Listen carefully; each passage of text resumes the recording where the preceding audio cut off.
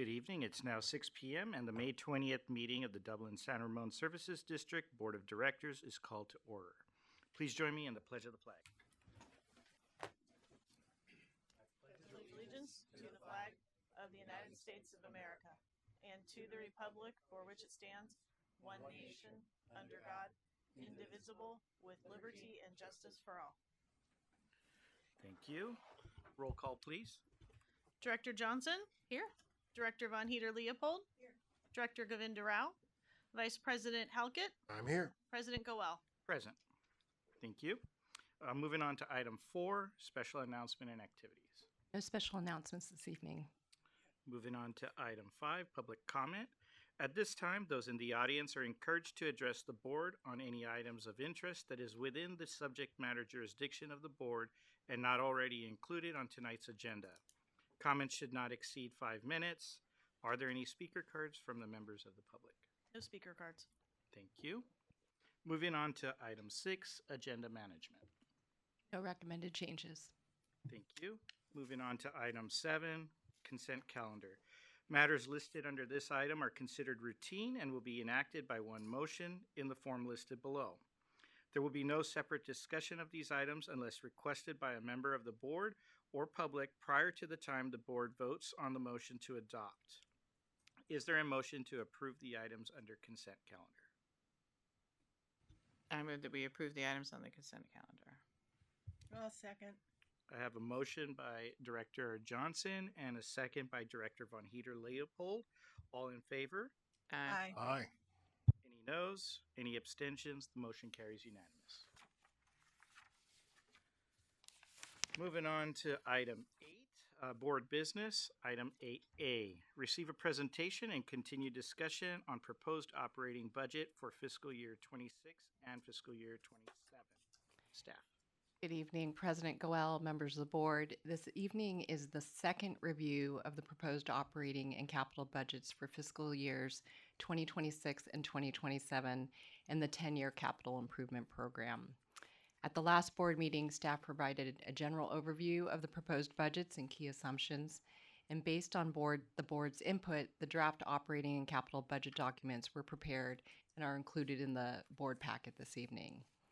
Tonight, the board will receive 2 short summary presentations on the operating and capital budgets. The feedback we received this evening from the board will be included or incorporated into the final draft of the proposed budget documents that will be presented for board consideration and adoption at a public hearing that's scheduled for June 3rd. And with that, I will turn it over to Ken Spray, our finance director, to make a presentation on the operating budget. Thank you. Good evening, President Goel, members of the board, Ken Spray, Finance Director. We are pleased to review our fiscal years FY26 and 27 proposed operating budget. And tonight's presentation is just a brief summary of what was presented previously. Okay.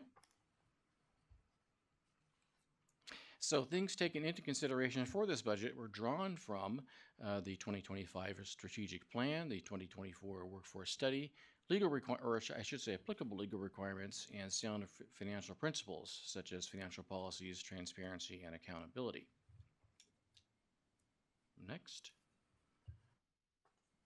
Budget challenges. Challenges for this budget include new and evolving regulatory requirements, rising personnel costs, particularly medical and pension, energy resiliency, asset replacement needs, and revenue grows at a lower pace than expenses. And we saw this mostly with the February to February CPI increase of 2.69% that was projected at 3% in the current rate study. Okay, next. Staffing strategy. The staffing strategy only increased headcount by 1 from 141 to 142, and staff was able to reallocate vacant FTEs and convert 1 limited term FTE to 1 regular FTE. Okay. Our table of revenues. The revenues have changed very little from previous. Not really much to discuss with any of the numbers. The FY26 over 25 operating budget is 5.9% higher than 25, and 27 over 26 is 4.2% higher. The capital charges went down and then they went back up. So, okay, expenses by category. Like the revenues, the operating expenses had very little change from the last time. Operating expenses for FY26 are 5.4% higher over FY25 and 4% higher for FY27 over FY26. Okay. Transfers. The goal of the budget is to fully fund both its operating revenues and expenses and to restore the capital replacement allocations. The capital replacement transfers for local and regional wastewater were reduced due to the wastewater rate study. Okay.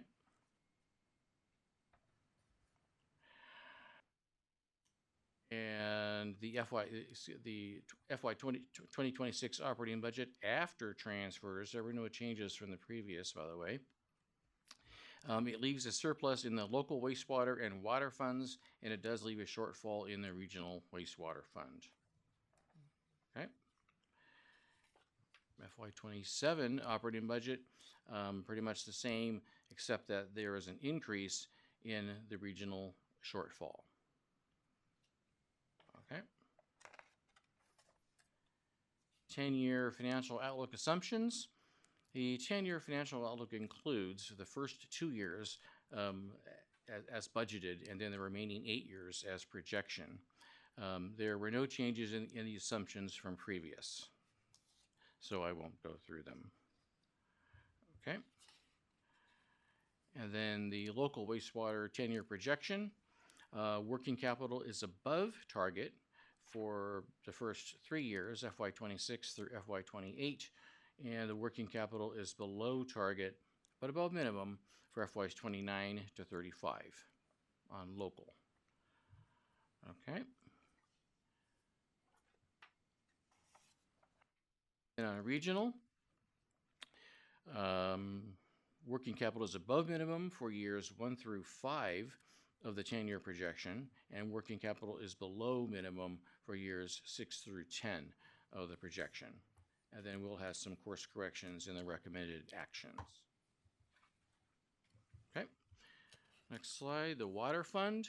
The water fund is above minimum for all 10 years of the projection.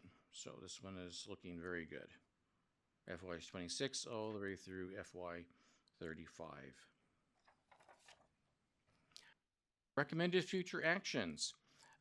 We'd like to explore a pension trust, possibly use a separate pre-funding trust for pension, a Section 115 trust, to utilize the 15% additional discretionary payments to basically to earn higher earnings in equity funds versus other types of funds or investments. Update the 2023 local and regional wastewater rate study in FY26. Refine and optimize the asset management models to better determine asset management funding needs, and to develop integrated operating and capital long-term financial planning models that we're currently exploring with a consultant. And steps. Tonight is the second review of the proposed budget, and we'll entertain any questions that you may have. And after that, June 3rd will be to hold a public hearing and adopt the budget after any final changes may be made. Thank you, Ken. Questions? At this time, what we'll do is we'll see if there's any public comment, and then we'll bring it back to the board. Any public comment? The speaker cards. Seeing none. Okay, bring it back to the board. We'll go ahead and start on the right-hand side. Any questions? None? Questions? Okay. Just trying to find my right place here. No worries. Take your time. So on the regional, we're okay for a few years, and then we have That's correct, yeah. getting a little gnarly. Yeah. Of those mitigation measures you put up, which ones do you think will be most impactful? How do we manage that after 4 year kind of unpleasant place. The plan is to conduct the wastewater rate study, and that'll increase the rates. And then we have these other items that will also course correct and bring things up. And then replacements okay there or not? The replacements will be in there because that will be included within the rate study, or will be specifically addressed and included within the rate study. When's the next capacity reserve study for regional? Well, that will likely lag 1 year. We're going to finish the wastewater treatment plant master plan first, and then take a look at the wastewater capacity reserve fees. Because just like we're seeing in local, we need to reallocate Yes. buy-in versus expansion. Correct, Expansion is correct. going to get pretty minimal here in a bit. I think that, it'll be that combination of maybe looking at that split between buy-in and expansion, but also understanding that over time, the capacity reserve fees in general will still diminish. No, exactly. Yeah, The amount brought in, right. but for every dollar that we bring in, we want to start Yep. moving to a more replacement-based model than a. Correct. Oh, yeah, got it. And just to add to maybe what Ken said is that I think we have some time on local.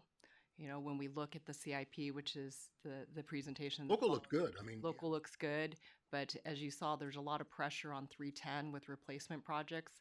So, in terms of timing and stabilizing that fund, we are going to need to address the capital replacement funding needs sooner rather than later on that. yeah, I mean, front. I was trying to find it. As a matter of fact, if I remember right, locals already half buy-in, half expansion, maybe even more. 60-40. And Right, I do think you, do you have that number off the top of your head for how the The- buy-in expansions? and I might be jumping a agenda item. No. It's all interrelated. It's interrelated. But it's not part of that presentation. Yeah. We have a table right here if you give us a second. Oh, okay. Or they Sorry, can cover I don't it mean to then. go down a rabbit hole, but But yeah, that one and also water, has Yeah. been shifted over time, but regional is the one that is still heavily on expansion. so I guess from a board member perspective, it's pretty important to have our math make sense and to get probably my guess would be 60 or 70% buy-in and 30 or 40% expansion, especially in those funds were almost built out. And I'm sure we can also put the CIP team on the spot in the next presentation, Yeah. and they can speak to the schedule of the wastewater treatment plant master plan. It does look like local's already like 97% buy. I was gonna say, It's a large number. like I said, I was reading this all day today, and I can't find my page because I didn't mark it. I should have, but yeah, local's already there, and I think as long as we get the other two enterprises in the same place, we'll be in good shape. Are you okay if they cover that in the next Yeah, item? absolutely. Yeah. All right. So It's I all think, one item, yeah, well, it's two. It's interrelated, formal items. but it's interrelated. Yeah. So just want to make sure then, I think we've given staff enough direction to be able to get to the June 3rd meeting. Yeah? That's correct, yeah. Very good. Thank you again, staff, for that presentation. And we'll move on to item 8B. Receive a presentation and continued discussion on the proposed capital improvement plan, CIP, 10-year plan for the fiscal years 2026 through 2035, and 2-year budget for fiscal years 2026 and 2027. Staff. Evening, President Goel, members of the board. I'm Steve Delight, the engineering director. I'm here with senior engineer Jason Ching, and sitting in the audience, Vita Schnoop, who worked on this CIP plan and budget with us over the last, I don't know, however many months, probably since November or so of last year. And like Ken, I'm very excited to be presenting again. This time you got the budget book to thumb through over the last several days. Hopefully it was a fun read. Let's see here. So the agenda for tonight, it's much like the last presentation, far fewer slides. So we'll go over key themes, general overview, briefly touch on some of the questions from last time, which was some space planning, potential like bubble projects, and next steps. So the key themes are still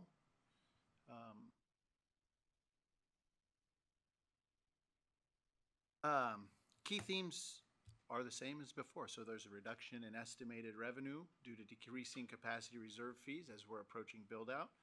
Plus, as Ken just spoke about, a reduction in replacement transfer allocations.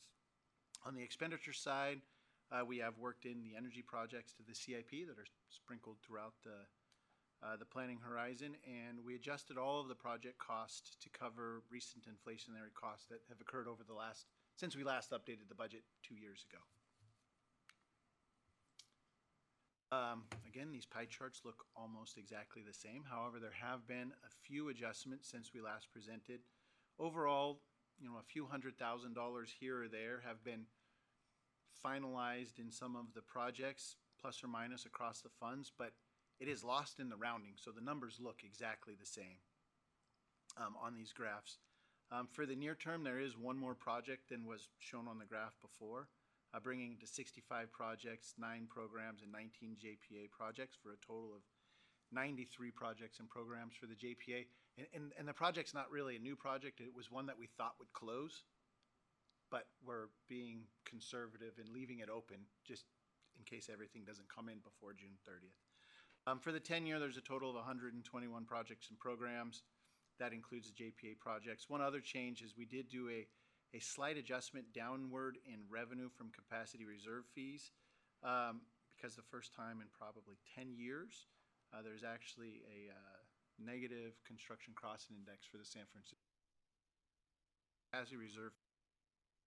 Same the same for the next fiscal year. However, the following year we did increase it.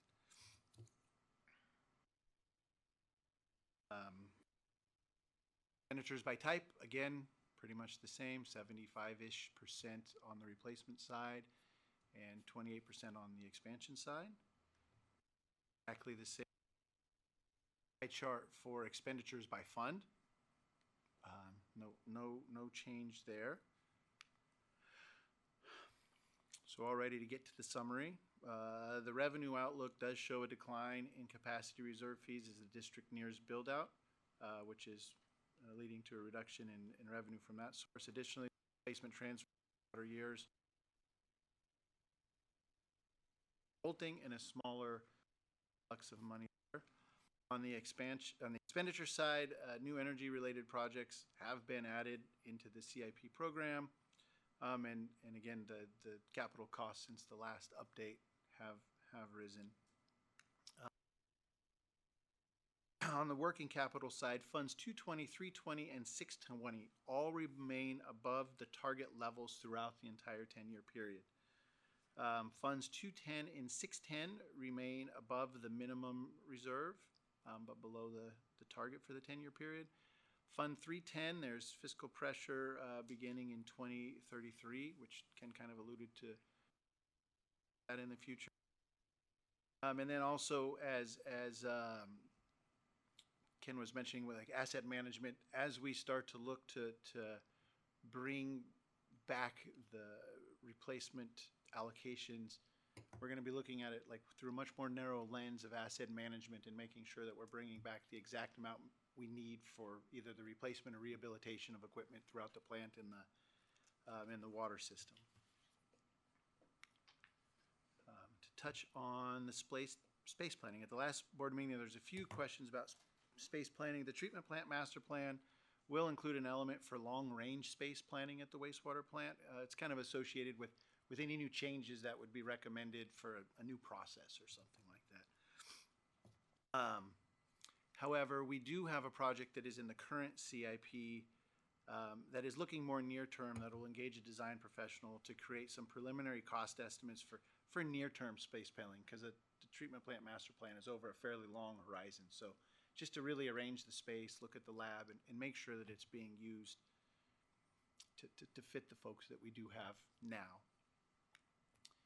Another space planning project, it's in the CIP, it's in the future, but it is for the Gleason property, and this could be accelerated or not, depending on the outcome of all of the master plans that we're currently working on, right? So we are working on a water master plan, collection system master plan, and upcoming will be the treatment plant master plan. Bubble projects. Yeah. You actually answered my question. So Okay. my concern was around the $1 million HVAC project. Oh, Is that included a little farther down in your presentation, or is this the right time to ask about oh, that go from a ahead. space planning The perspective? The HVAC project, and I did go and look up the footage. So there's about 16,000 square feet of office space at FOF and close to the same in warehouse space. That could be included. However, near term, the HVAC in that building does need to be replaced at some point in time. So your question is, should we bother doing that, or should we Right. consider moving elsewhere? Yes. And again, we could. So that's included in the 150,000 wastewater treatment, or that's just that is only the wastewater treatment plant. However, we Okay. could make an adjustment between now and then to okay? adjust that, or to address that question in the future, or I mean in the next CIP. Okay, so did you do my math as far as how many square feet it was and how much dollars per square foot that HVAC was? I pull up did my not calculator. divide it, but I could real quick. I mean, I'm expecting to see a figure somewhere between $30 and $50, and if it's significantly more than that, then I'm concerned. And the budget on that is based on the project cost that we got from the treatment plant HVAC project, because they're very Okay, so similar. it's not the field office. No, I'm saying the budget estimate that we used to. Let me back up. Okay, we can stop this debate. I am really concerned about spending $1 million on an HVAC system in an office that we may not need or continue to hold. So just take that reservation under advisement. It doesn't sound like there's immediate budget impact, but I'm very concerned about the facility management of that building, which I Well, we think definitely we could look elsewhere. we definitely need that space. I mean, it saved our bacon during the flood. It's used for training. It's optimized in a good spot for the actual processes that we support out of field services. Is it occupied? It is. And one of the things we're currently in the process of doing is with the 2023 operations workforce study, we added new positions, and we are currently the news regulatory group that we've talked about. We're going to centralize most of that staffing at the field operations facility.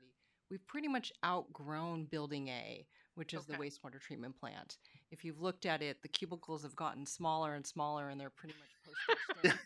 We have cubicles that we've constructed in hallways. We're gonna go to standing cubes next, right?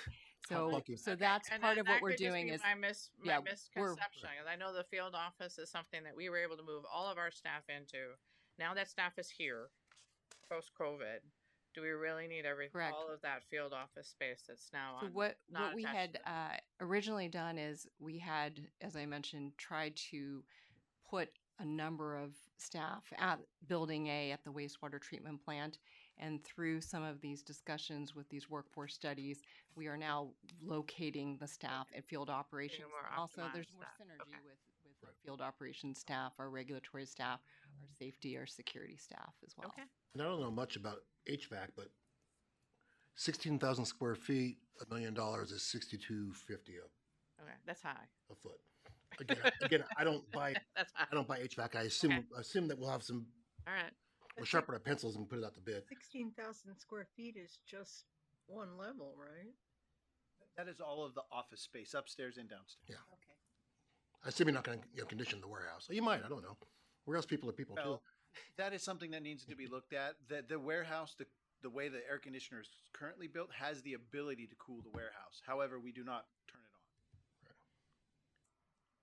Wow. And I'm sort of looking a little bit at Michelle and Dan Gill, but there's also new safety programs regarding indoor heat standards that may necessitate having some type of temperature control in the warehouse, depending on how long staff is working in that space. All right.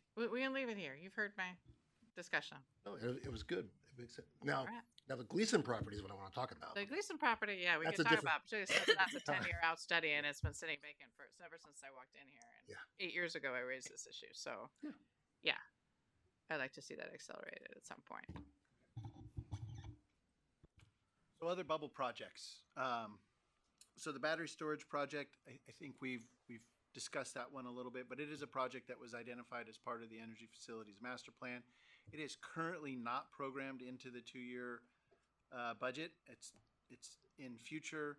This would pair. This would be when you might move forward. This you're is one talking that could about bubble. potentially Okay. move forward. So this would pair with the solar project, and essentially what it can do is it can help shave the peak demand loads. However, this project also the peak demand loads, it's more of a benefit to Derwa since we serve the majority of our electrical loads, DSRSD electrical wastewater plant loads with the cogen. So we're about 3/4 of the Dura expense, so that's not a bad Yes. investment. Yes. So, anyways, by decreasing the peak load, it would bring down electrical costs, or could potentially bring down electrical costs. However, as you can see, it's a fairly costly project. Another bubble project. This is included in the CIP, so this is one that could potentially be deferred. It's the automated water quality monitoring project.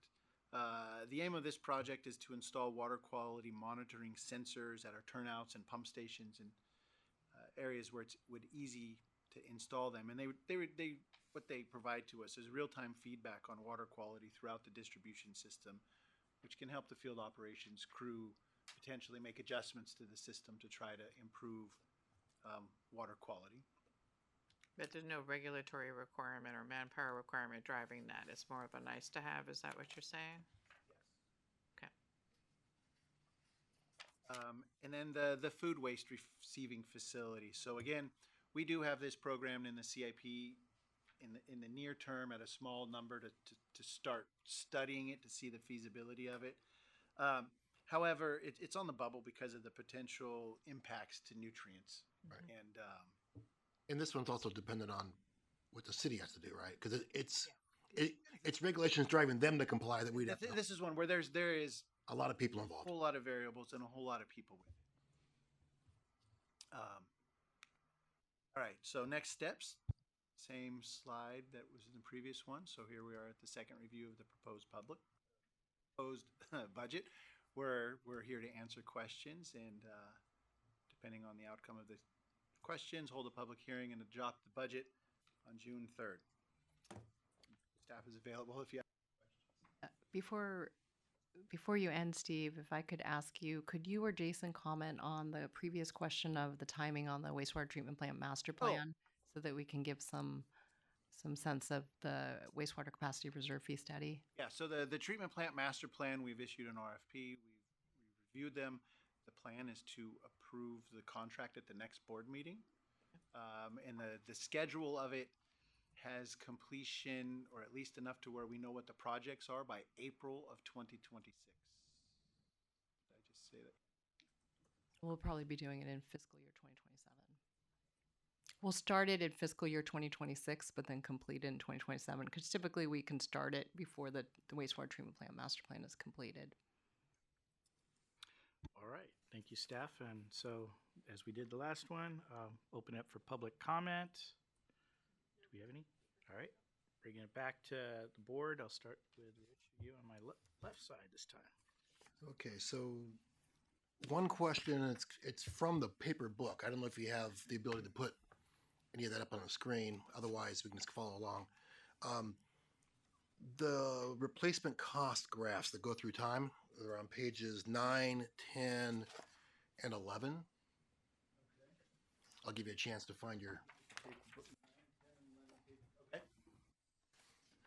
This is just it's probably an ignorant question, but why does local just kind of go up through time, up to a little peak in 2056, and both regional and water have this kind of hoopty bicameral thing where they take a big jump and they both, I mean, do we not have to replace anything in 2046? Is that what I'm, or?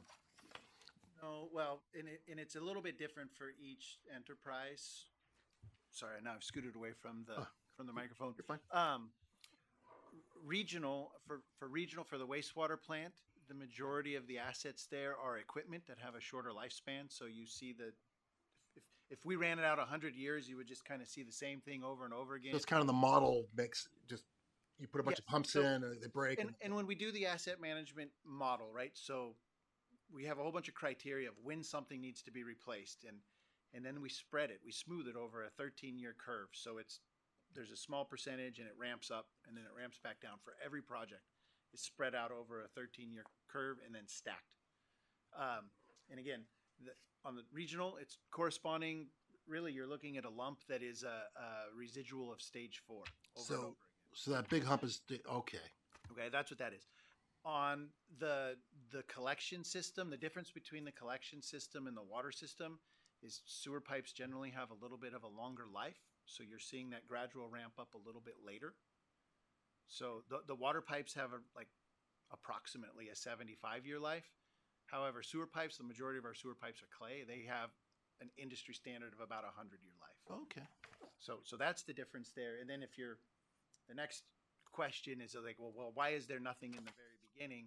It's because we've started naming projects. So, for example, the Camp Parks waterline replacement project could have contributed to this graph, but since it's already a named project, it comes out because the cost is already accounted for elsewhere. If that Does. It does. So my unfair question then is going to be, in your personal opinion or professional opinion, this little rampy thing with the humps. I mean, how close to reality is that? Do you think? And I know you don't have a crystal ball, and I'm asking you to think after you and I are both retired. Well, in today's dollars, Right. is what this is based on. It is based on what kind of the industry standard useful life is of these pieces of equipment and of this, the water pipelines or anything else. As time goes on, and as the industry as a standard continues to gather more data, I think we're going to be able to adjust these graphs, and we're going to get I don't know, not necessarily a sharper pencil, but like a better idea how long things last. Right. Based on what industry standard and plus our own data that we're collecting with our asset management system and our CMMS system. Because of our really good preventative maintenance, we get some unicorn pumps that last 10 years longer than they should. Well, it's not necessarily that we might get unicorn pumps, but we might buy, or it's like this pump you can just run it forever and replace it when it breaks. This pump you can make last forever by putting small incremental repairs to it every 5 years, right? Okay. Perfect. Thank you. Move to my right side. I just wanted to give a shout out to staff, both presentations. You guys were ready with the answers and you responded to our questions from the previous meeting, and I do thank you for doing that. Or does that mean we didn't come up with enough strong questions? Just joking. No, I echo that. I think staff's done an amazing job, and in my short tenure here, I've seen it just improve and enhance. So truly, thank you for doing that, and your guys' effort is showing. With that, we'll go ahead and conclude that item and move on to item 8C. We'll receive a presentation on new laws and legislative affairs and activities.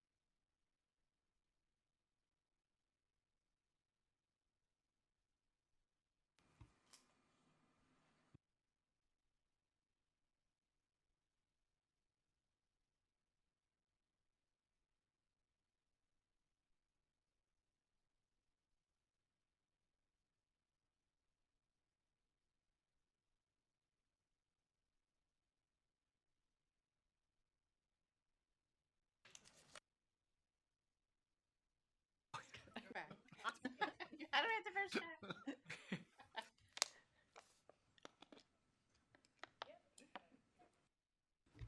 Good evening, President Goel, members of the board. I'm Michelle Gallardo, Administrative Services Director. This evening, we'll be giving you two presentations on new laws and legislative affairs activities.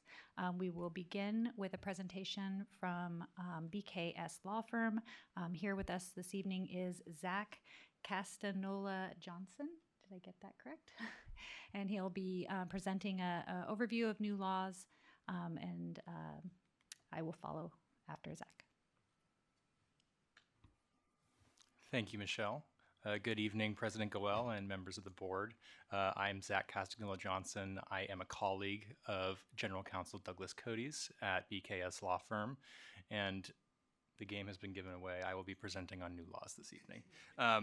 So I'm going to make it very brief for you. We're just going to do an overview of 2 laws that affect Prop 218, one law that deals with public construction accounting, and finally, one law dealing with the Brown Act, everyone's favorite. Next slide, please.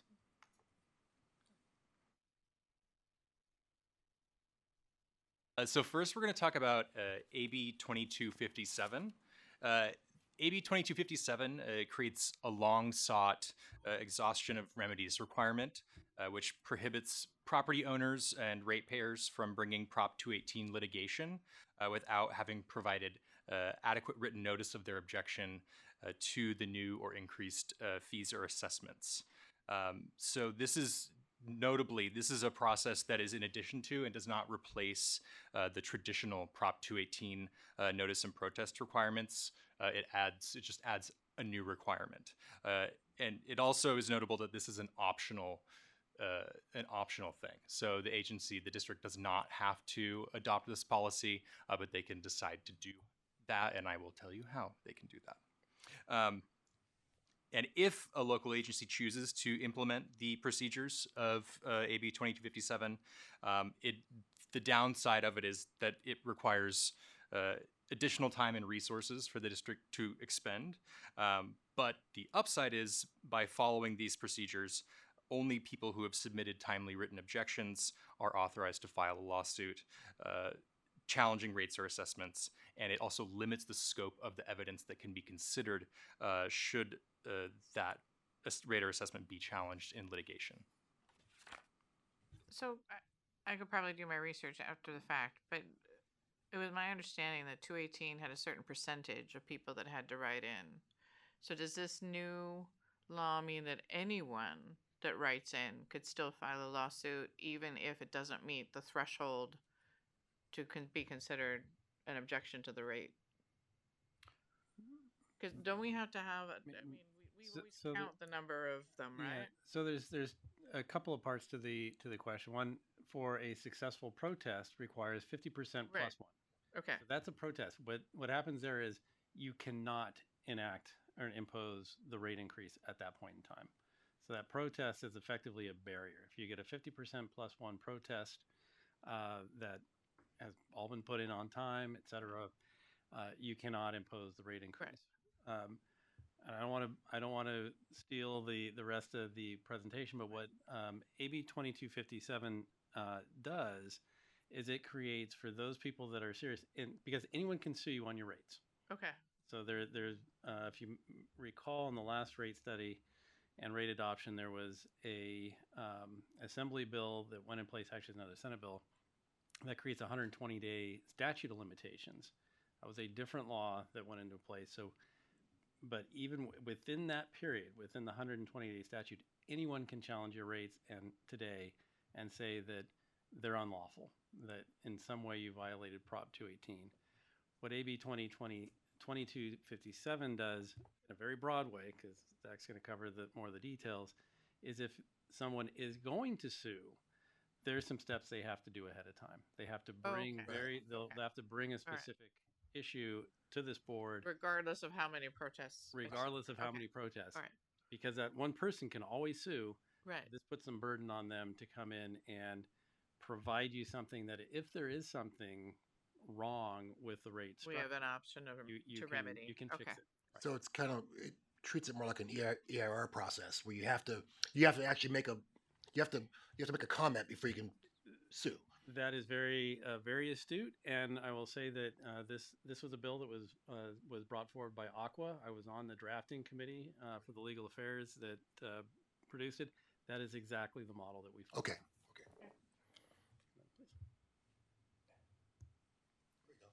So this slide was going to kind of go over your questions. You guys are prescient. You knew where we were going, and you got there first. It's a sharp board. This slide, this is basically going over what we just covered, and so we're just going to skip over it. So Oh, there you go. That's what I wanted to see next. Yes. See, I knew that. Okay. We're getting it tonight. Okay, so so for an agency to obtain these protections, prior to approving any new assessments, these are the steps that have to be taken. And so these are seemingly pretty simple steps, but it's additional things for the district to do. But again, for the benefit of receiving these protections. So the district is required to post notice on the agency website. So the district will already be sending out a mailed notice to property owners. It just requires additional information to go in those mailed notices. And then those who are objecting must reply with a written objection, and the district in turn has to write written responses to those objections. And following that exchange of objections and responses, then this body will make determinations about what to do next, whether to adopt the rate, and how that works. I have just one piece to that, because I think it's important that those written objections have to be particularized. They have to say something specific, that your rate is unlawful Because for X, this, Y, and Z. for this reason. So I'm going to ask the obvious question. Is there any reason in the world that somebody wouldn't do this? Would want to not do it? Yeah. I mean, this seems like a no-brainer. Um, Because we do all this already. I mean, it's a little more verbiage on the 218 notice. That's about it. yeah, the one thing that it does that has dissuaded some agencies from doing it, it depends on your potential for getting a lawsuit. A lot of agencies have, populations that just don't. Others, San Francisco, for example, East Bay Mud, get sued quite a bit on their rates. What it does is it adds time and it adds process, because as Zach is going to explain, once you get a written objection, you have to address it, and that adds when you have to plan for that in your schedule. So most of this happens before your typical 45-day hearing would be. So really, you might be talking about a 90-day process rather than a 45-day process from when your traditional notice goes out. So it about doubles the length of your public process. And that makes sense. I mean, given the history of our community, it may not be something we need to worry about. But we have it. Not yet. You plan on doing something bad?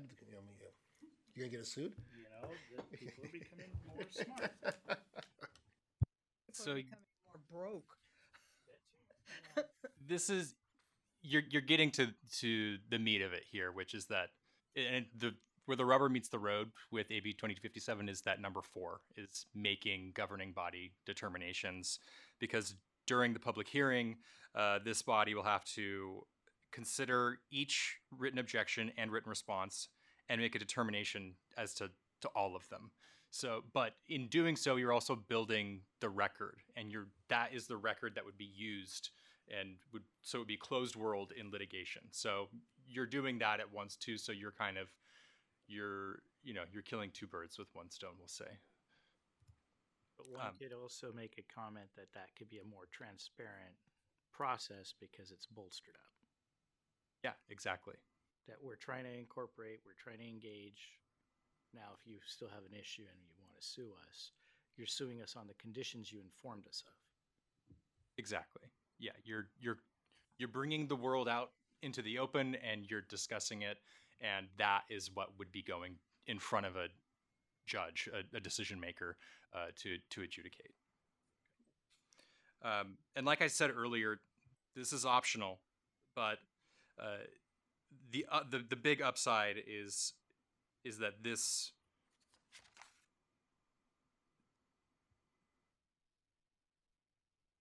what this does is this allows an agency to build that record in supporting your fees and assessments, so that in the case that anyone ever challenges it, then you don't have to worry about not having built up.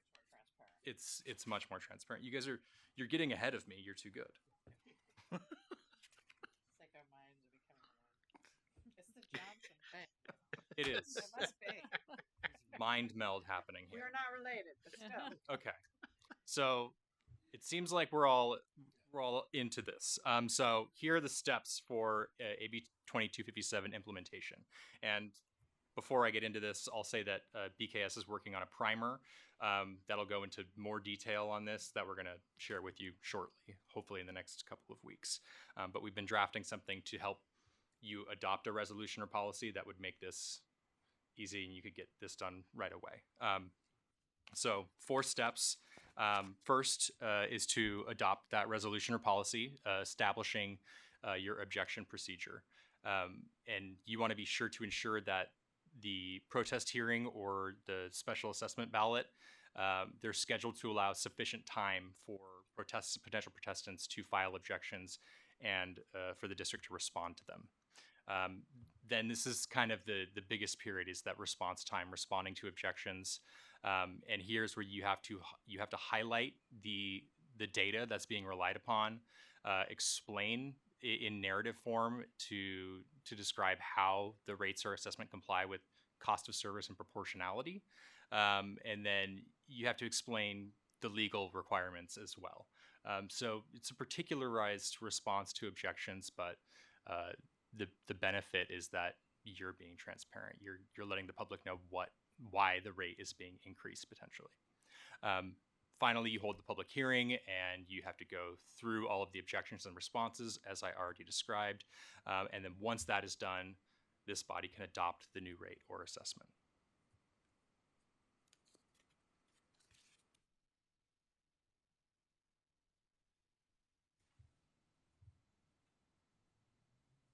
Okay, so that's it for AB 2257. But we're still in the Prop 218 world. And so this is a law that it's just one slide. We're going to be quick here. SB 1072 is a law that furthers the purpose of Prop 218, and what that means is offering protections for ratepayers. And specifically, this bill is designed to benefit low water user ratepayers. And the bill requires any charges exceeding the cost of the services to be used to cover future costs. So background for this law, the California Constitution requires public agencies to limit their fees and charges to each customer's proportional costs of the services received. But the Constitution does not specify what must be done with the excess funds. So because public agencies don't make a profit, any overages usually end up deposited in the general fund or the reserve fund, and then used as a system-wide offset or credit against future rates. And Prop 218 is what prescribes the procedures for complying with these provisions of the Constitution. So consistent with that approach and with Prop 218, SB 1072 requires that those excess fees remain in the enterprise fund and covers the costs of future services. And thereby, those fees that are in the enterprise fund do not get returned to high water users. So you don't incentivize high water users at the expense of low water users. And in the past, high water users have sued water agencies for refunds, claiming that they shouldn't have to pay their fair share for their larger facilities. And so this bill is designed to result in low water users not subsidizing the cost of high water users' facilities. And so SB 1072 clarifies that refunds are only allowed for high water users from that fund if provided for by a statute. Well, I'll add one thing to that, which is your capacity reserve fees, which are imposed under the Mitigation Fee Act, which is Government Code 66013, has a very similar forward refunding provision we were just talking about with the reserve funds. A lot of that comes from those capacity fees. If you were overcharging one part of it or another, the law doesn't say go pay that back. The law says use that to reduce the amount of the fee going forward for new people connecting to your system. A little bit different here because this law affects current users. So if you were to go into court and lose, your charge is too high, violates Prop 218. In the past, you'd be writing refund checks to the community. Now you take that and you move that money forward, and it uses to keep your rates lower. Whether it operates like that in totality, we shall see. There is one active case where, at least through the appellate courts, they have upheld this against the challenge. Unfortunately, the city, which we may be talking about in this room, not in the far off future, the city of San Diego lost the balance of the case, but the court said this is the remedy that they're going to impose. The case is likely to be appealed, but already going into effect.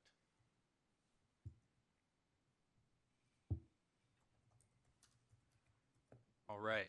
Moving on is AB 2192. So we're out of Prop 218 world now and in cost accounting standards. And this deals with one of my favorite acronyms, CUPCA or UPCA. AB 2190. Yes, Doug, it is fun to say. AB 2192 amends the California Uniform Public Construction Cost Accounting Act, or CUPCA. And what AB 2192 does is it gives public agencies more freedom to utilize CUPCA as an alternative method of procurement, and it factors in rising costs due to inflation. So the purpose of this bill, the legislature drafted this intent on addressing the construction cost increases that have occurred since the limits were last raised in 2018. And AB 2192 accomplishes this goal by increasing bidding thresholds that are currently codified at Public Contract Code Section 22032, by expanding the statutory definition of public projects, and by broadening, in a pretty significant way, the oversight authority of the California Uniform Construction Cost Accounting Commission, which I'll just refer to as the Commission.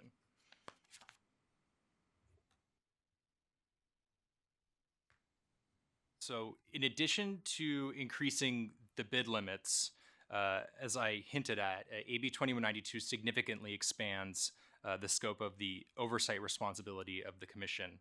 It does so by requiring it to examine any public agency when evidence is provided that a project has been split into smaller projects to get under the bid limits in the law, or exceeds the dollar thresholds, or otherwise does not meet the requirements of CUPCA. Prior to AB 2192, the enforcement authority of the Commission was limited to just specific alleged violations of CUPCA, like exceeding the force account limit or improperly classifying work as something like maintenance. So after AB 2192, now the Commission can investigate and enforce virtually any alleged violation of CUPCA. And so this means that the district can expect to see an increase in public projects potentially, public agencies generally, but in the district potentially. I'll qualify my statement heavily. It could expect to see an increase in public projects being subject to investigation or enforcement activities by the Commission. That is very common even with the standard public contract functions today. I looked at today for 2 different clients, 3 different either investigative complaints or wage and assessment penalties for contracts that have been led. In one case, the contract has been completed for over a year. But that's impacting the contractor primarily, but obviously with the public agencies, it creates issues because you don't want there to be wage or hour violations or apprenticeship violations in any of your projects.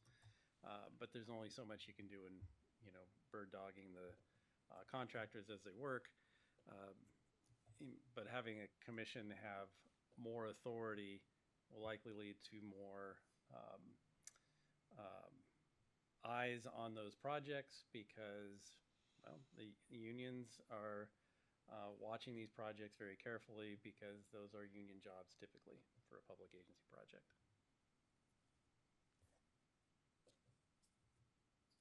And here on this slide are the specific changes to the bidding thresholds, and I'll save you from me running through listing these numbers. But the main takeaway I think from AB 2192 is that There's this law allows for public agencies to voluntarily elect to participate in CUPCA. You can adopt a resolution and file a copy of the resolution with the state controller's office, and opting into CUPCA can provide the agency with time and cost savings and more flexibility, and hopefully less worry about investigation and enforcement. And the increased bid limits, while they may result in more public projects being eligible to be performed by an agency's own workforce,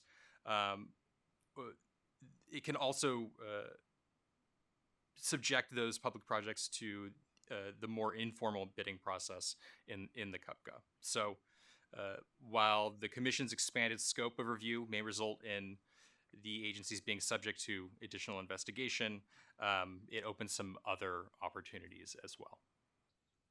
Important to note, you years ago did opt into the program, and just as an example, the projects that you can do with your own forces, if you did not have and did not elect to participate in CUPCA, I don't really like calling it CUPCA, but there we go. It's, I believe, currently that low limit is 25,000. There is very little you can do as a public agency with a public works project at that level. So this is a very helps make your projects much more efficient and efficiently completed.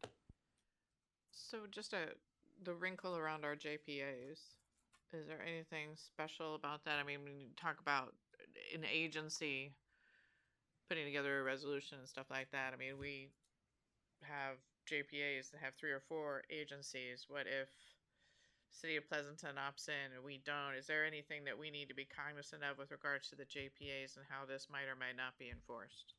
Generally, it will be, if for the JPAs that perform their own projects, it's going to be up to the JPA to do that. So for DSRSD, if you're doing a project for DERWA as part of your maintenance obligations under contract to DERWA, you can make use of this. So DERWA will benefit from that. Just assume that Yeah. it will apply the same. Yeah. Okay. Yeah, it does apply the same. It depends on who's doing the project.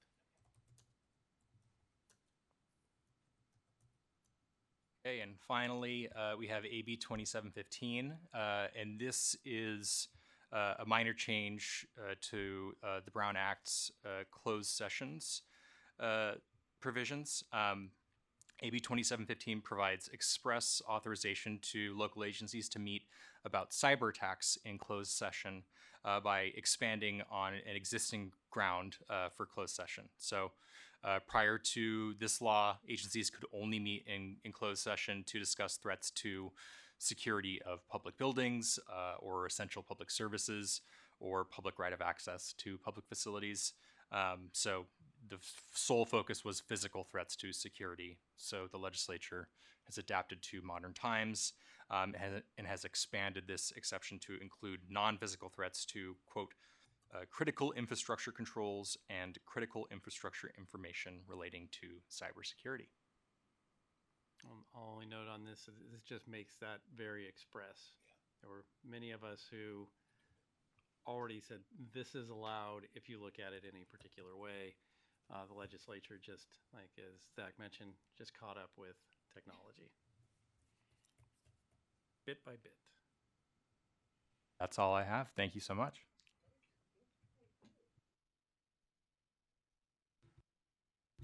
All right, I will go ahead and present to you the second part of this evening's update on legislative affairs activities. I'm going to be covering our policy related to legislative and regulatory advocacy, some highlights on issues and interests, and then our ongoing legislative advocacy efforts. So the district does have a board policy to take positions on legislative and regulatory issues that affect the district, and to engage in the public policy process when time and resources allow. We do this through memberships with various organizations which take positions, draft comment letters, and as a part of being on committees on these organizations. As a part of that process, again, we are tracking and taking positions key to local, regional, state, federal legislation and regulations. This is just a list, an overview of the types of organizations that we participate in. As you can see there, it is quite involved and reaches through different areas of our business, water, wastewater, recycled water, as well as general special districts, laws and administration. Part of our membership is for advocacy and tracking legislative affairs, but also it's for networking and for public affairs and outreach efforts, including education, communication support for environmental and regulatory matters. One area we wanted to just cover with you this evening is that we are a part of the AQUA and the CASA. We contribute to their scholarship programs. And just to give you an overview of what that entails, with AQUA, they provide a $7,000 award every year. And this is funded by contributions through the dues paying members. There are 470 member agencies that are paying dues, and a part of their dues go towards this $7,000 scholarship. The district has also been contributing $1,000 to this program solely. We're the only district that is doing so. The other fund we're contributing to is the CASA Education Foundation. They provide $20,000 in awards annually. The district makes a direct contribution to the foundation separate from its dues portion to this fund for education purposes.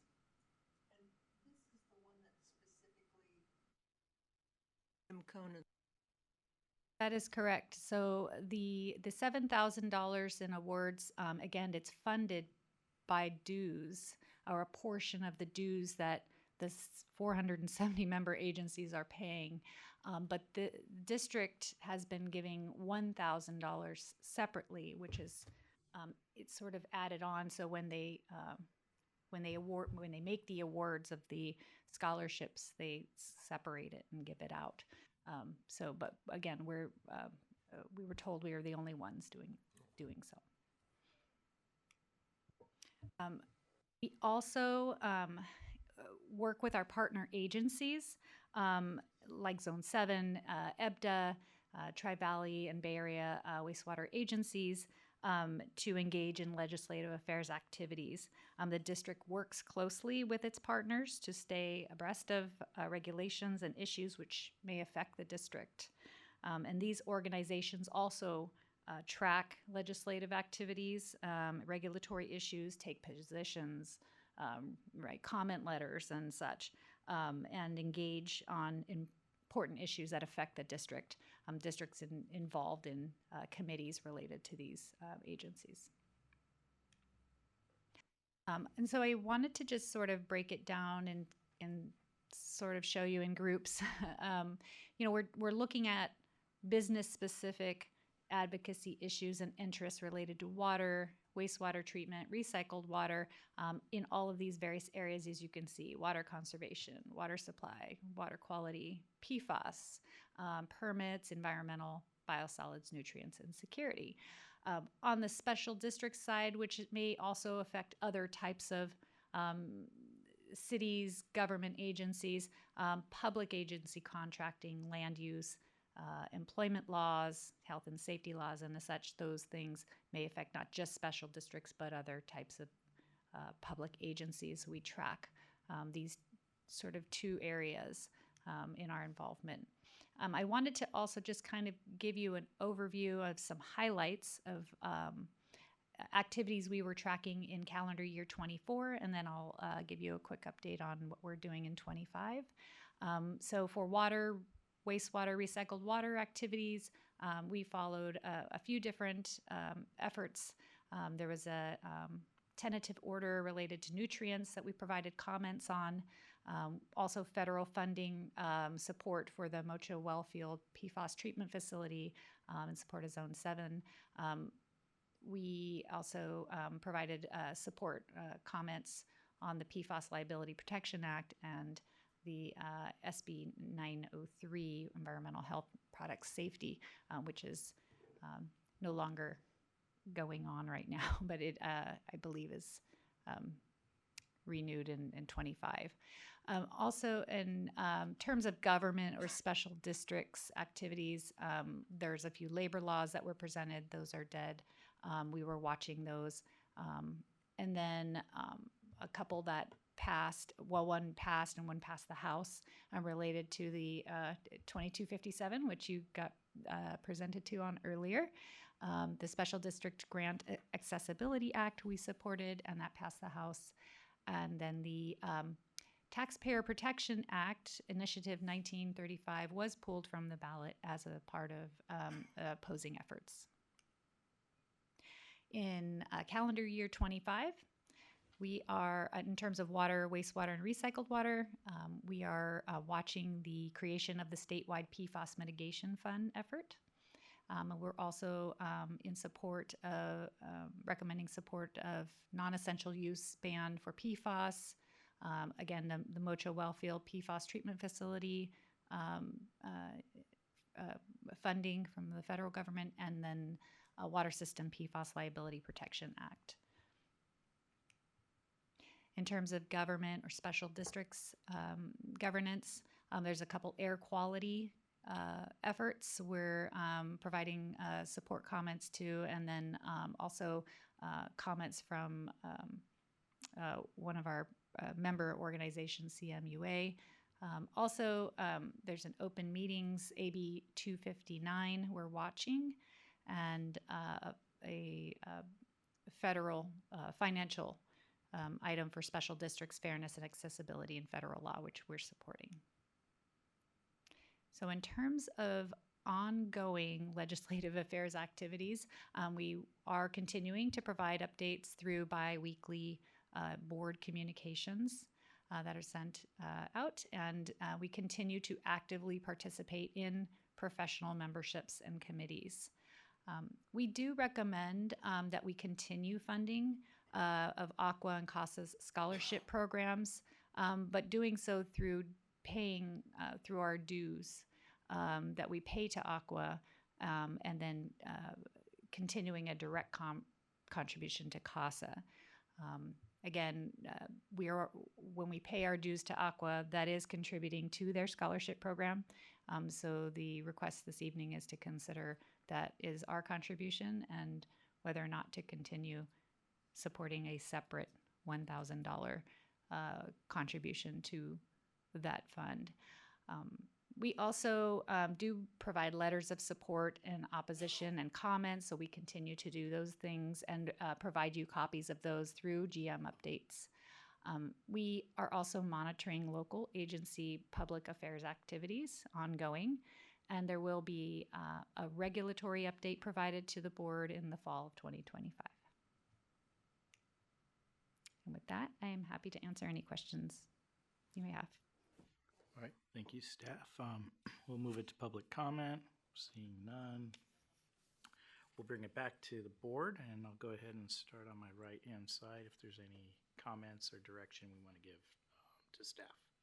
Well, I do have a comment, and I'm glad to see the recommendation to continue the CASA separate contribution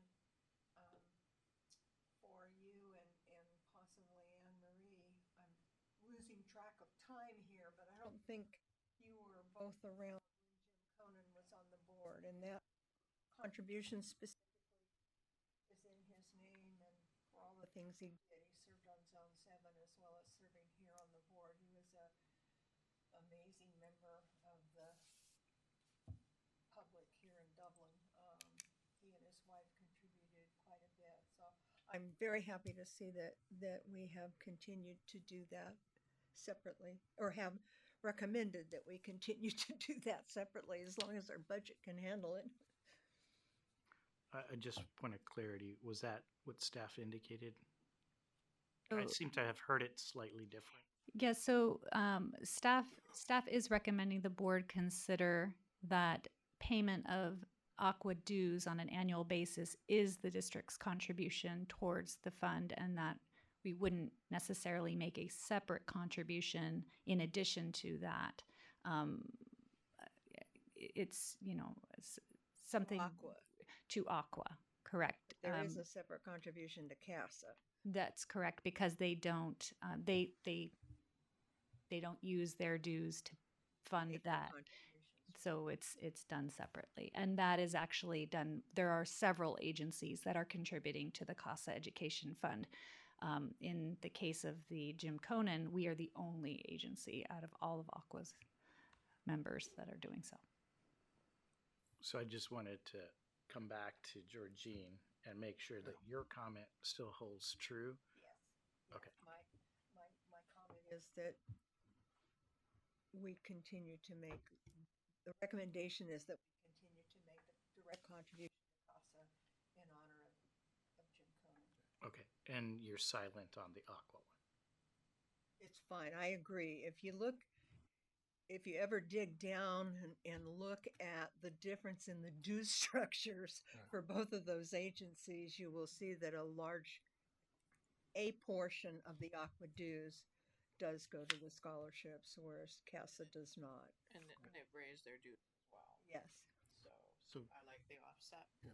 so the only bookkeeping item then, we got to pull the original resolution because we created the scholarship as a board, and we created it for $2,000, and we actually administered it ourselves for a while. And the reason that this flows through to those two organizations is because it became burdensome to administer this $2,000 scholarship.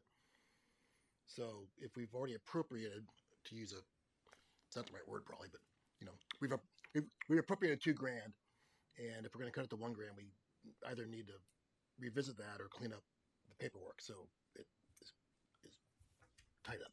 Would you propose that all 2,000 goes to CASA? I'm fine with that. I mean, it's wastewater operators are precious, I'm and just curious. yeah, I mean, That's another way to. yeah, I mean, basically, Aqua's got plenty of money. Casa doesn't have quite as much. We've committed $2,000. Our budget certainly supports it. So that's a great. Is it a future board discussion item, perhaps? Probably, A little because I more think we have to do a little detail? paperwork on it. So I like that you pointed yeah, out that yeah. detail. But I see two potential courses of action, right? We either cut $1,000 out of it, or 2,002, we Right. clarify that the 2,000 Right. is going to CASA, Right. but perhaps we could put that on a future. but agenda. regardless, we have to clean up that little detail Yes, because we need to otherwise, clean yeah, that up. yeah. I'm done. Sorry.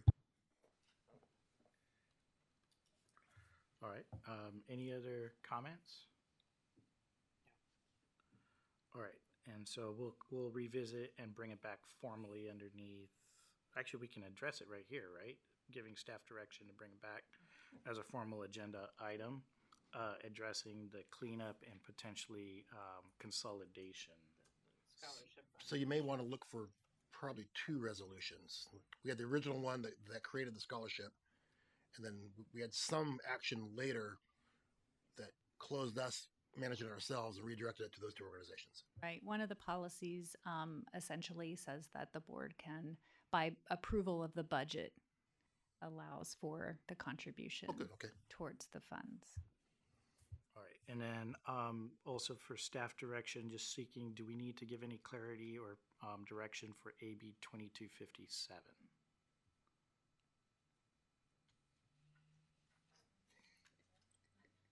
Maybe Duncan decides whether we should move forward. For me or for the general manager, I'll say from the legal side, you're not going to be adopting new rates in the very near future. So once you've engaged in a rate study, whether it be for water or wastewater, recycled water, I think that's a question that you'll need to address at a policy level at that point. And the next rate study is 2 years? Sooner. The next rate study is going to be within fiscal year 2026. It's the wastewater rate study that we're accelerating. So it's coming up. So staff would be thinking Correct. about We will potentially bringing, talk with legal appropriate action. counsel on the timing okay. of bringing it. I an just item wanted the to board. know if we need any head nod for direction. Not at this time. Okay. And I don't think there was any other follow-on ones that you guys were looking for direction on. Okay. We're good? With that, we'll go ahead and close item 8C, and we'll move on to item 9, 9A, board items. I don't believe there was any joint power authority or committee reports, just seeking confirmation. Seeing none. We're going to go to 9A2, submittal of written reports for days of service events attended by directors. On purpose, I'm going to start to my right. Any events or written reports? Yes, I attended the ACSD meeting on May 14th. It was at Livermore Area Recreation and Park District headquarters. They actually had Matthew Food, who is the programs and partnership general manager. I'm sorry, he didn't give the presentation because he was very, very hoarse. David Weisgerber gave the presentation, but in any event, we took a tour and we learned about all of the things that they're doing.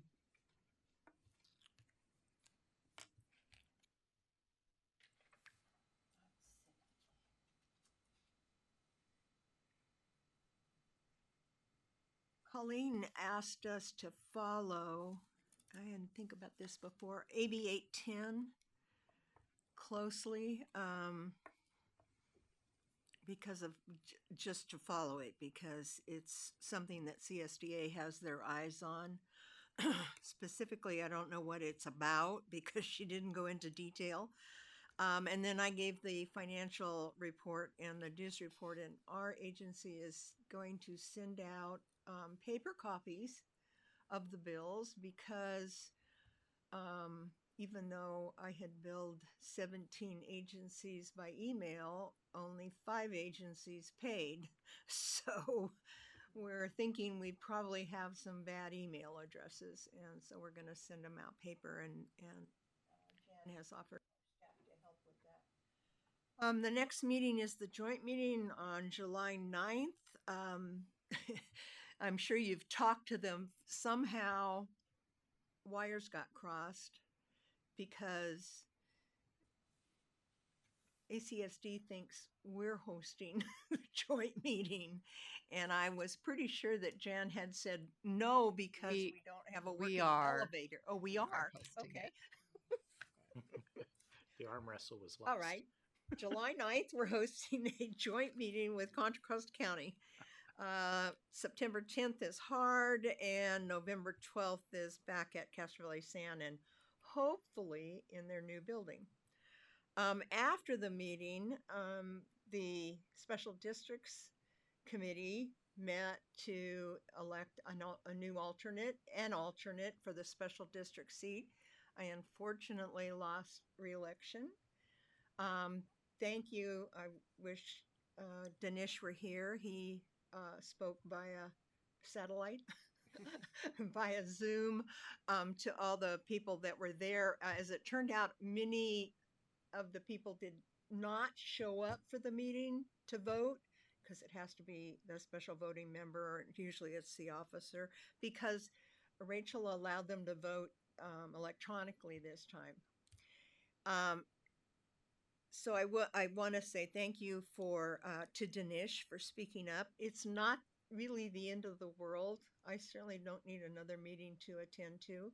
I've been there for 12 years. I think I served my time. But the great part about this is the gentleman that was elected is, first of all, lots younger and much more enthusiastic about the area he represents. He's, as you may have heard through newspapers and things, there's been a lot of talk at LAFCO about incorporating Cherryland, Ashland, San Lorenzo, Castro Valley, and he's from the hard board.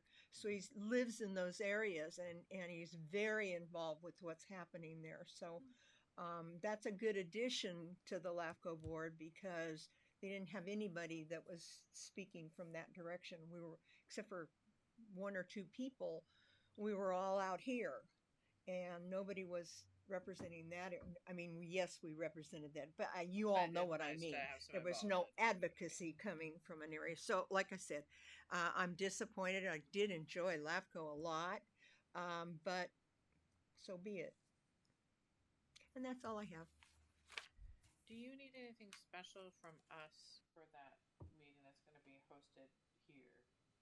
Yeah, Either show up. staff or us. I mean, that was what I was asking. I mean, is that a veiled Yes. special invitation for We us will, to be present, or It would be nice to have members of the board in attendance, and our staff is diligently working on the logistics. We have accommodations to work around the Get situation. people to the second Yes, floor.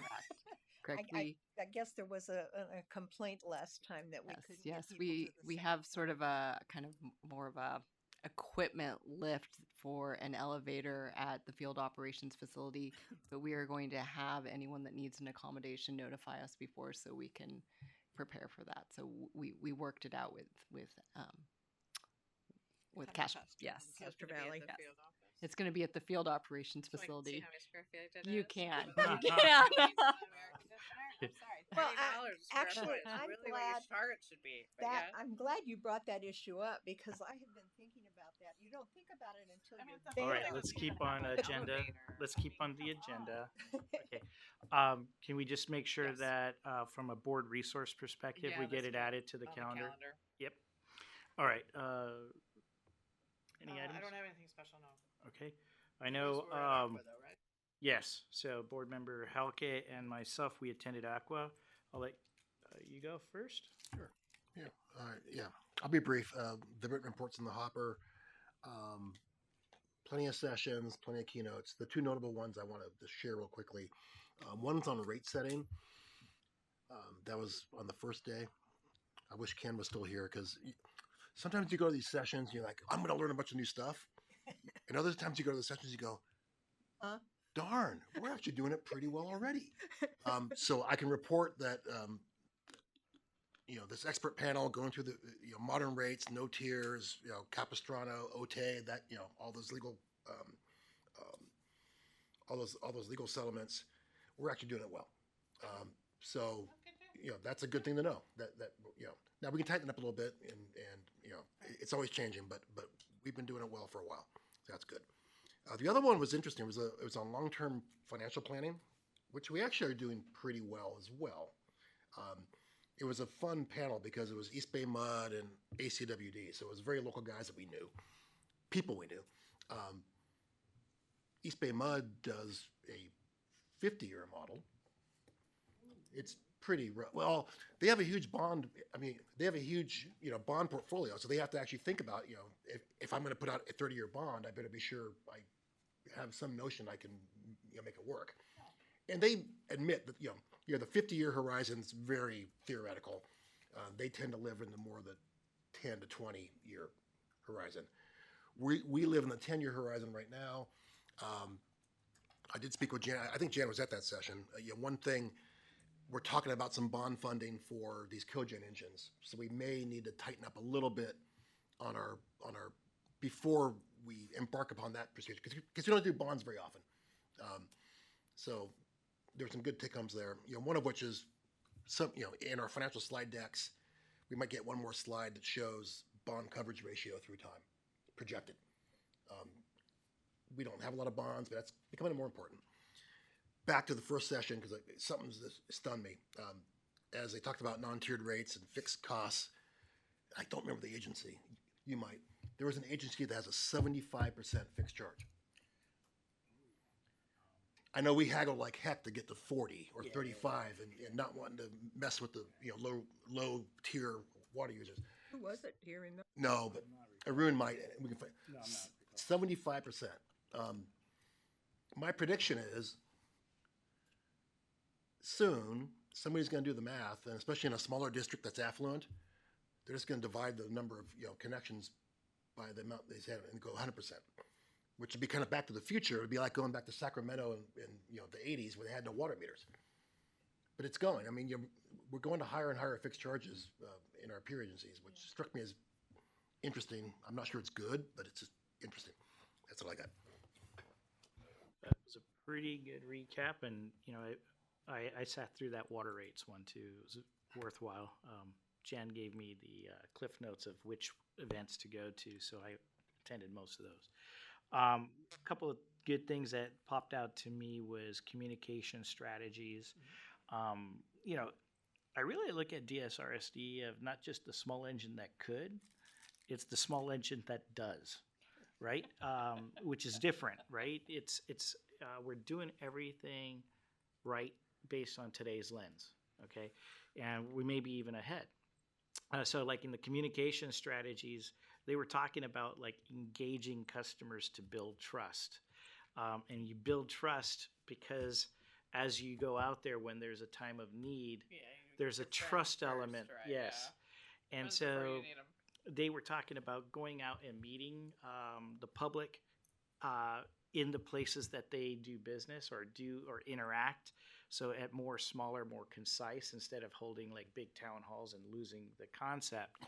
So it was more about grassroots level communication. So we get a booth at the not so much the booth, but going more to say, hey, a city council meeting or another public meeting where it's more isolated and you're becoming a prominent speaker in there, which happens to be where staff's been saying, hey, we should start engaging, right, as part of your trust and communication building.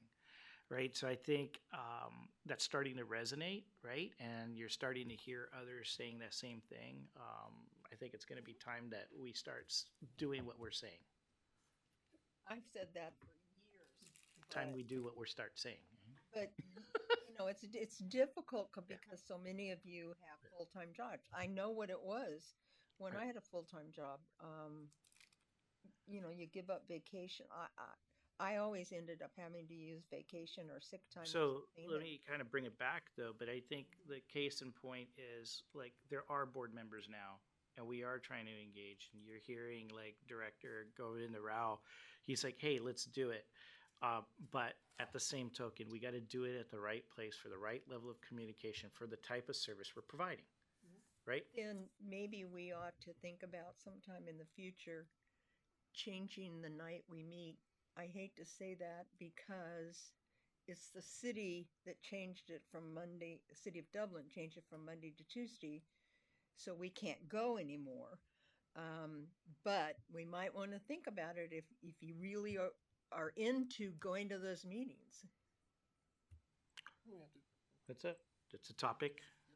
I think maybe that we would need to ask staff what it means first and let them figure out the direction on that. I think it's definitely worth a conversation because it's about doing what we're saying now. Okay. The other good topic that was brought about is how to address affordability and how they were looking at the different scenarios. We heard some legislative law as well today in similar lines, so I'm going to just leave that where it is. Then there was another session I attended, and they brought up this topic about the Bay Delta Water Quality Plan from the Water Board, and it not having been refreshed for 30 years, and that they're finally starting to do that. And I think it's called Action to Manage the Watershed Holistically. And so I think for whatever element that perspective is, we should just keep aware of it. It's interesting you say that because just before the meeting tonight, I was watching the news. In fact, I mentioned it to Doug, and they were talking about Channel 7 or KGO ABC was talking about a recent study that's been just released about fish in the bay, and from south to north, and a 10-year study, the fish are loaded with PFAS. So we get it out of the water, but then we eat fish and we got it all right back again. And so, yeah, that's good to see. All right, with that, I have nothing further to report on that, so we'll go. President Coelho, if I could add one thing, Yep. just because the Bay Delta Water Quality Plan is very important to this district through your water supplier, Zone 7. It is 30 years late, basically. It is broken. They broke up into the Bay Delta planning into two parts. There is one part that is currently in litigation. It's kind of the southern portion of the delta. It's currently in litigation. They are looking at that as a implementation issue, probably within the next couple of years. The part that you will be reading about is kind of the main Sacramento portion of the Bay Delta and its tributaries. That has gone by two names because water quality control plans are usually developed by state board staff and then are implemented through their regulatory process, through hearings. When there's changes, they get put into water rights. About, I want to say it's about 10 years now, they looked at doing this a little bit differently, and they started a process that they referred to as the quote-unquote voluntary agreements. That has now morphed into a program called the Healthy Rivers and Landscapes program. Those are still the voluntary agreements by another name, and what that would do is it would require all of the water exporters and diverters, the major ones, state and federal water projects, and then the larger, individual diverters from the system to either enter into agreements that would have them contribute water back into the system or contribute money that would then go to buy habitat and other things for, kind of doing a different part of it. It is really unclear. Our firm's been very active in it through our Delta clients, in particular Ryan Becerra and Jenny Buckman. Where this is going at this point is really unknown. With the relationship between the state and federal governments is not very good. There is a lot of turmoil on the federal side, particularly within reclamation, that we don't really need to get into. But the process is very uncertain at this point. Yep. The intent is still to get to that. Those agreements that would then be signed and then effectively adopted by the state board as the plan. But the alternative is still out there as a possibility, and that's what they've referred to as unimpaired flows, which could be cutbacks of as much as 50% in terms of water diverted out of the system. So it is a very involved process, 30 years late. It has a great potential for being another 30 years late. So what you're saying is, don't hold your breath. I would not. All right. With that, we'll go ahead and conclude that item. We'll go to 9A3, request new agenda items to be placed on a future board and committee agenda. I heard two items, but those were addressed and given to staff already. Do we have anything else? Okay, moving on to item 9B, staff reports. Staff. Our first update, I'm going to give it to the General Counsel, a rare update on the settlement agreement with JM Eagle related to manufacturing of PVC pipe, so he can brief the board quickly. I am going to try to, in very few words, encapsulate over 20 years of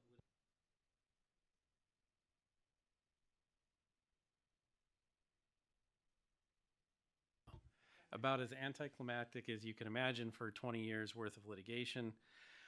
For those that may recall, the district joined a class action lawsuit that was originally filed as under the Government False Claims Act. This was actually pursued initially by the federal government on behalf of various states and public water agencies. JM Manufacturing, now known as JM Eagle, was accused by a whistleblower whose name is Hendricks of falsifying test records for PVC pipe that was then sold to water agencies across the country, installed underground, and then had a nasty habit of failing because they cheated on their tests allegedly. As it turns out, this litigation has gone on for about 20 years. There was a finding of culpability by the courts, the federal courts, against JM Eagle. Unfortunately, the case then started to take some very weird procedural turns where for the remedies, the courts looked and said, okay, we know what pipe you put in the ground. You've provided this, and the district provided, I think, information on about 10 projects that were used, that were constructed with batches of pipe that were within the period of the accused misdeeds. But what the court said was, we're not going to give you speculative damages. Tell us what broke. Effectively, since as Mr. Delight said earlier, pipe has lifespans of 50 to 75 years, depending on the type. Expected life, it can actually last longer than that. Well, most agencies haven't had many failures. I have one client that did have many, but our pipe was about 6 months outside the range, so it wasn't part of the settlement or part of what could be claimed. There was another couple of years of wrangling after that point, but as of May 1st, that litigation is now concluded. There was a settlement and dismissal filed with the federal courts. What that settlement provides is you now have for pipe within the range where the alleged misdeeds occurred, you have a 50-year warranty, which is not bad, if pipe breaks. And it's within those batches that you put in the ground that were identified as during this time period where their testing was alleged to be faulty. You can get that repaired under warranty or replaced under warranty. There aren't much in the way of legal fees other than over the years the district did pay an attorney with Bold Polsner to track this for over time, but there was class counsel, so there is no fees to cover there.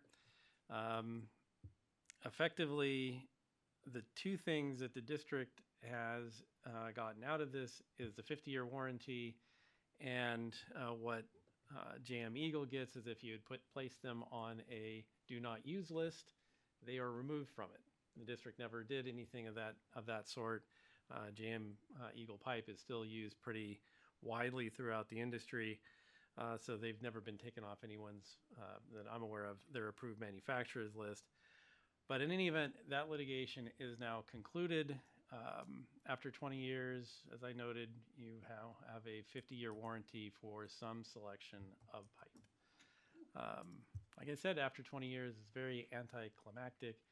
I'll note, just as a personal item, I believe reviewing this case when it was first filed, as this was the caption, under seal versus under seal, because these are usually filed confidentially. This was one of the very first things I ever worked with Bob Maddow on, who was the district's counsel 20 years ago. So it's a strange conclusion for that. But in any event, that is it. That is the report. The settlement is filed, and you will never hear the words JM Eagle out of my mouth again. But you need the warranty. So the question is, on any of that bubble, How much PVC pipe do we have? We have a lot. Okay, I don't want to know then. I won't ask a further question. The general manager's monthly report is included in the board packet. If there are any questions, I'd be happy to answer them. I do want to point out that we do have our 2024 annual water quality report that's available, and just want to say that staff did a wonderful job putting this together, and it's available on our website. Can I just say one thing to get it on the record? Because you know how I am about that. Yep. I'm sorry, Rich, but you talked about not only the little district that could, but did. And I just want to, I just want to say again, of all my 25 years involved in this district, I know in my heart that when we do something, we are doing it the best possible way. I'm going to get emotional here. We have great staff they do things the right way. And I just want to say again that when you say that, I hold it in my heart dearly because we are the best. And it's to all of you. I wish more of them had stayed, but I'm sorry. I'm very emotional. Well, you will get a chance this Thursday at Public Works Week when we recognize staff, and I would say that we need to echo that for all staff there to hear. So, thank you. Thank you for causing me to pause. And with that, we're going to adjourn into closed session. Just make sure we retreat into the conference room as directed by staff. Turn your mics on mute. We'll go into closed session and we'll come back to report.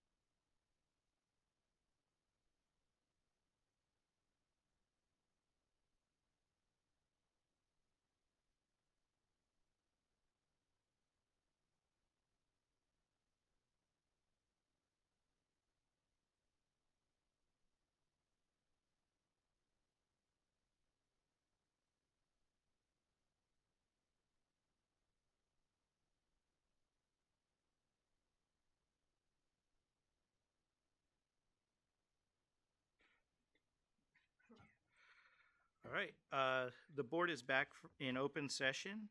The closed session has concluded. The report from closed session is that the board has authorized the general manager to extend the contract with our general counsel. With that, we'll move on to item 12, adjournment. The meeting is adjourned at 8:02. Is that correct? 8:03, sorry, PM. Have a good evening.